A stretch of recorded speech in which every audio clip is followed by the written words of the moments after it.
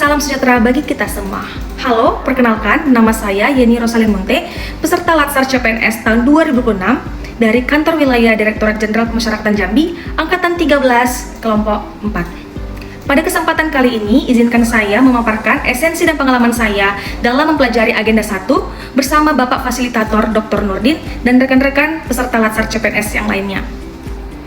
Beberapa topik yang telah dipelajari di Agenda 1 ada 3, yaitu mengenai wawasan kebangsaan dan nilai bela negara.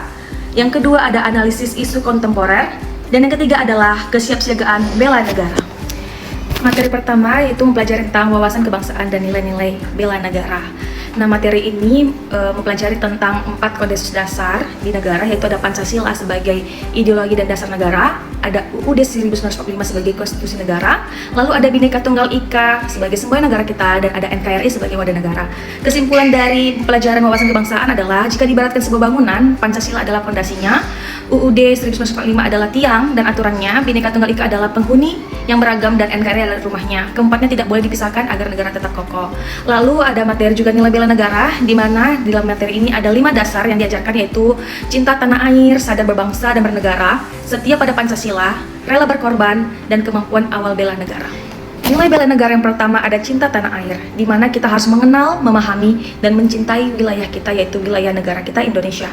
Inti dari pembelajaran ini adalah menjaga nama baik bangsa dan melestarikan lingkungan. Contohnya adalah bangga menggunakan produk lokal, seperti batik atau UMKM, dan tidak merusak fasilitas umum. Yang kedua adalah sadar berbangsa dan bernegara. Sadar bahwa kita adalah bagian dari masyarakat majemuk yang punya hak dan kewajiban. Intinya adalah menjalankan disiplin, tertib hukum, dan menghargai keragaman. Contohnya adalah taat membayar pajak, tertib berlalu lintas, dan ikut serta dalam pemilu. Yang ketiga, setia pada Pancasila sebagai ideologi negara, yaitu menjadikan Pancasila sebagai kompas moral dan alat pemersatu. Intinya adalah meyakini kebenaran Pancasila dan mengamalkan nilai-nilainya dalam kehidupan. Contoh, mengutamakan musyawarah untuk mufakat dan bersikap adil kepada sesama.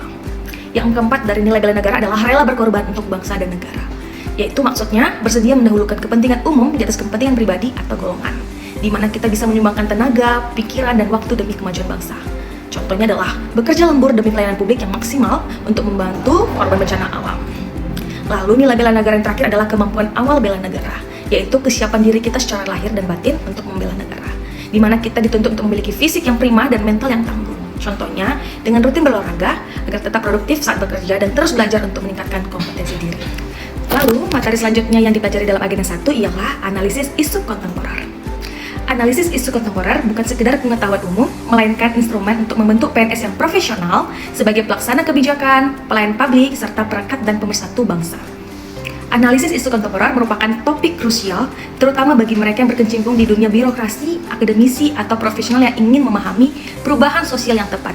Secara sederhana, ini adalah studi tentang masalah-masalah yang terjadi saat ini dan memiliki potensi dampak besar terhadap masyarakat dan organisasi. Sebagai peserta Latsar CPNS, analisis isu kontemporer bukan sekedar pengetahuan umum, melainkan instrumen untuk membentuk PNS yang profesional sebagai pelaksana kebijakan, pelayan publik, serta perekat dan pemersatu bangsa. Adapun isu-isu kontemporer yang telah dipelajari yaitu isu korupsi, narkoba, terorisme dan radikalisme, money laundering, proxy war, dan kejahatan mass communication.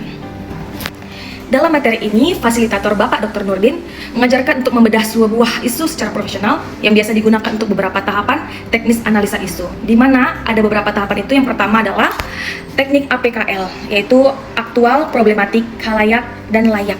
Yang kedua bisa memakai isu USG, yaitu urgensi, seberapa mendesak, seriousness, seberapa serius, dan growth, seberapa cepat memburuk. Dalam materi ini, kita diajarkan juga teknis analisis penyebab. Setelah isu terpilih, kita mencari akar permasalahannya dengan menggunakan fishbone diagram, yaitu mencari penyebab dari sisi manusia, metode, material, lingkungan. Ada metode analisis SWOT, strengths, weakness, opportunities, dan traits. Lalu ada juga pakai teknik mind mapping, yaitu pemetaan visual untuk melihat keterhubungan antar masalah. Selanjutnya, materi ketiga yang dipelajari dalam Agenda 1 ialah kesiapsiagaan bela negara. Apa itu kesiapsiagaan bela negara? Kesiapsiagaan bela negara adalah suatu keadaan siap siaga yang dimiliki seseorang baik secara fisik, mental, maupun sosial dalam menghadapi situasi kerja yang beragam yang dilakukan berdasarkan kebulatan sikap dan tekad secara ikhlas dan sadar. Untuk mencapai kondisi siap siaga, seorang ASN harus memiliki 4 aspek. Yang pertama adalah kesiapsiagaan secara jasmani, Yang kedua, kesiapsiagaan secara mental. Yang ketiga, etika, etiket, dan moral. Yang keempat adalah kearifan lokal. Kesiapsiagaan secara jasmani, di mana seorang ASN harus dituntut untuk menjaga kesehatan fisik, kebugaran. Lalu kesiapsiagaan mental, yaitu kita harus menjaga emosi, kemampuan mengenali perasaan diri sendiri ataupun orang lain, bertindak secara tepat dan cepat. Lalu etika, etiket, dan moral, yaitu ASN harus memiliki tata krama yang baik dalam pelayanan publik. Kesan dan pengalaman saya dalam mempelajari agenda 1 ini mengubah mindset saya dari seorang pencari kerja menjadi seorang pelayan publik. Saya memahami bahwa bela negara bagi seorang ASN dimulai dari hal sederhana, yaitu datang tepat waktu, berintegritas dalam bekerja, dan mampu menganalisis masalah di unit kerja demi perbaikan pelayanan kepada masyarakat. Demikian pengalaman dan esensi saya dalam pelajari agenda 1. Saya ucapkan terima kasih kepada Bapak Fasilitator, Bapak Dr. Nordin. Semoga agenda ini menjadi pembelajaran yang bermanfaat bagi saya. Akhir kata, saya ucapkan terima kasih. Salam bela negara.